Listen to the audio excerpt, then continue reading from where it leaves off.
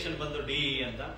ಅವ್ರು ಓದೋ ಟೈಮಲ್ಲಿ ಸಾಕಷ್ಟು ತುಂಬಾ ದೂರ ಹೋಗಿ ಆ ಬಸ್ಗೆ ಹೋಗಿದ್ದಾಗ ಸಾಕಷ್ಟು ಕಷ್ಟಪಟ್ಟು ಮಾಡುತ್ತಾರೆ. ಆ ಒಂದು ಉದ್ದೇಶಕ್ಕೋಸ್ಕರ ನಮ್ಮ ಹಳ್ಳಿಯಲ್ಲಿ ನಾವೇನಾದ್ರೂ ಒಂದು ಸಾಧನೆ ಮಾಡಬೇಕು ಅನ್ನೋ ಒಂದು ಉದ್ದೇಶಕ್ಕೋಸ್ಕರ ಈ ಸಂಸ್ಥೆಯನ್ನ ಕಟ್ಟಬೇಕು ಅನ್ನೋ ಒಂದು ಆಸೆಯಿಂದ ಅವರು ಆಲ್ರೆಡಿ BMTC ಅಲ್ಲಿ ಕಂಡಕ್ಟರ್ ಡ್ರೈವರ್ ವರ್ಕ್ ಮಾಡಿ ಮತ್ತೆ ಅವರಿಗೆ ಮನ್ಸಿಗೆ ಸ್ಕೂಲ್ ಈ ರೀತಿ ಮಾಡ್ಬೇಕು ನನ್ನ ಹಳ್ಳಿ ಪ್ರದೇಶದಲ್ಲಿ, ಏನ್ ಸಿಟಿ ಕಡೆ ಕೊಡ್ತಾವ್ರ ನಾನು ಕಮ್ಮಿ ಫೀಸ್ ಅಲ್ಲೇ ನಾನು ಸ್ಕೂಲ್ ಮಾಡ್ಬೇಕಂತ ಇಂಟೆನ್ಷನ್ ಇತ್ತು.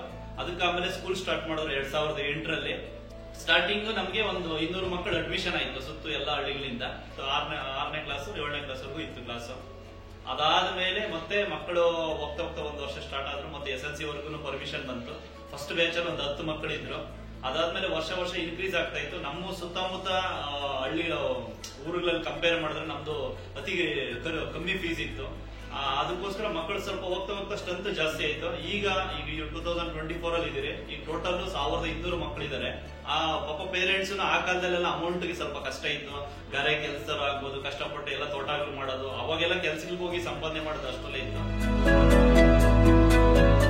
ಕೋವಿಡ್ ಟೈಮ್ ಅಲ್ಲಿ ಸರ್ಕಾರನೇ ಆದೇಶ ಮಾಡಿದ್ದು ಯಾವುದೇ ರೀತಿ ರೆಗ್ಯುಲರ್ ಕ್ಲಾಸಸ್ ಮಾಡಬಾರ್ದಂತ.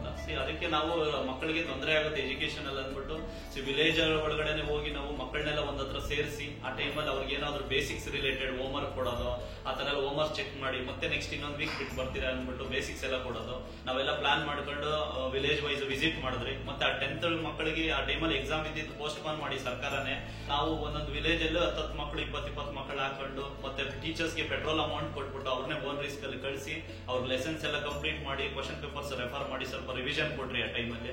ಮತ್ತೆ ಟೀಚರ್ಸ್ ಸ್ಯಾಲರಿ ಆಗಿಲ್ಲ. ಇನ್ ಟೈಮ್ ಮುಂಚೆ ಆಗ್ತಾ ಇದ್ರು 10ನೇ ತಾರೀಕು. ಆ ಟೈಮಲ್ಲಿ ಸ್ಯಾಲರಿ ಆಗಿಲ್ಲ. ಸರ್ ನಮ್ಗೆ ಸ್ಯಾಲರಿ ಏನ್ ಮಾಡೋದು ಅಂತ ಕೇಳಿದ್ರು. ಇಲ್ಲಮ್ಮ ಫೀಸ್ ಇನ್ನು ಸ್ವಲ್ಪ ಕಟ್ಟಿಲ್ಲ, ನಾವೇ ರಿಕ್ವೆಸ್ಟ್ ಮಾಡಿ ನಿಮ್ ಕೈಯಲ್ಲಿ ಕಾಲ್ ಮಾಡಿಸಿ ಅವ್ರು ಪೇ ಮಾಡಿದ್ಮೇಲೆ ಅಟ್ಲೀಸ್ಟ್ ನಿಮ್ಗೆ ಮಂತ್ಲಿ 50% ಆದ್ರೂ ಸ್ಯಾಲರಿ ಕೊಡ್ತೀರಂತ ನಾವು ಸ್ಟಾರ್ಟಿಂಗ್ ಒಂದು ಬಿಲ್ಡಿಂಗ್ ಕಟ್ಟಿದ್ರೆ ಅಲ್ಲಿ ಸ್ವಲ್ಪ ಸ್ಟ್ರೆಂತ್ ಕಮ್ಮಿ ಇತ್ತು. ಮತ್ತೆ ಇನ್ನು ಡೆವಲಪ್ ಮಾಡ್ಬೇಕಂತ ನಮ್ಮ ಆಸೆ ಇತ್ತು. ನಮ್ಮ ಹತ್ರ ಅಷ್ಟೊಂದು ಫಂಡ್ ಇದಿಲ್ಲ ಇನ್ನು ದೊಡ್ಡ ಬಿಲ್ಡಿಂಗ್ ಕಟ್ಟಬೇಕು, ಇಲ್ಲ ಇನ್ನೊಂದು ಬ್ರಾಂಚ್ ಮಾಡ್ಬೇಕಂತ. ಅದಾದ್ಮೇಲೆ ವರ್ತನ ಮತ್ತೆ ಬೇರೆ ಕಂಪ್ನಿಗಳವರೆಲ್ಲ ಬಂದಿದ್ರು. ಈ ತರ ಫೈನಾನ್ಸ್ ಕೊಡ್ತೀರಾ ಸರ್, ನಿಮ್ಗೆ ಏನಾದ್ರು ಯೂಸ್ ಆಗುತ್ತಾ, ಇಷ್ಟು EMI ಇರುತ್ತೆ, ಈ ತರ ಇರುತ್ತೆ ನಮ್ಮ ಇದು, ನೀವೇನಾದ್ರೂ ಇಂಟ್ರೆಸ್ಟ್ ಇದ್ರೆ ಅದನ್ನ ತಗೊಳ್ತೀರಾ ಸರ್ ಅಂತ ಕೇಳಿದ್ರು. ಅದಾದ್ಮೇಲೆ ಇಲ್ಲ ಸರ್ ನಮಗೂ ಇನ್ನೂ ಆಸೆ ಇದೆ, ಬಿಲ್ಡಿಂಗ್ ಕಟ್ಟಬೇಕು, ಬೇರೆ ಕಡೆ ಬ್ರಾಂಚ್ ಮಾಡ್ಬೇಕು, ಕಾಲೇಜ್ ಮಾಡ್ಬೇಕಂತ. ಆ ಟೈಮಲ್ಲಿ ವರ್ತನದ ನಮ್ದೆಲ್ಲ ಶೇರ್ ಮಾಡಿದಾಗ ಅವ್ರು ಸರ್ ಆಯ್ತು ಸರ್ ನಿಮ್ ಇದಕ್ಕೆ ಇದ್ ಮಾಡ್ತೀರಿ, ನಾವು ಎಷ್ಟಾಗುತ್ತೋ ನಮ್ ಕೈಲಿ ಅಷ್ಟು ಹೆಲ್ಪ್ ಮಾಡ್ತೀರಿ ಅಂತ ಹೇಳಿದ್ರು.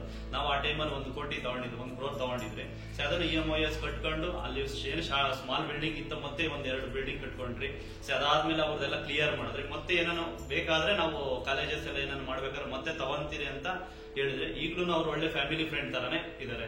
ಅವಾಗ 216 ಇತ್ತು, ಈಗೆಲ್ಲ ದೊಡ್ಡ ಬಿಲ್ಡಿಂಗ್ ಮಾಡ್ಕೊಂಡಿದ್ರಿ. ಈಗೆಲ್ಲ 10,000 ಮೇಲೆ ಸ್ಟ್ರೆಂತ್ ಇದೆ.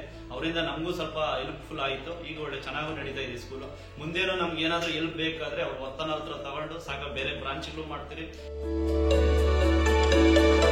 ಈಗ ಆಲ್ರೆಡಿ ನಮ್ದು ಒಳ್ಳೆ ಸ್ಕೂಲ್, ಸುತ್ತಮುತ್ತ ಎಲ್ಲಾ ಸ್ಕೂಲ್ ಕಂಪೇರ್ ಮಾಡಿದ್ರೆ ಹೈಯೆಸ್ಟ್ ಸ್ಟ್ರೆಂತ್ ಇದೆ. ನಾವು ಇದೇ ತರ ಬೇರೆ ಕಡೆ ಇನ್ನು ಸುಲಭೆಲೆಲ್ಲ ಈ ತರ ಎಜುಕೇಶನ್ ಸಿಟಿಯಲ್ಲಿ ಏನೇನು ಕೊಡ್ತಾವ್ರ ಫೆಸಿಲಿಟಿ ಆ ತರದ್ದು ಇನ್ನೂ ಒಂದು ಬೇರೆ ಕಡೆ ಬ್ರಾಂಚ್ ಮಾಡಬೇಕು.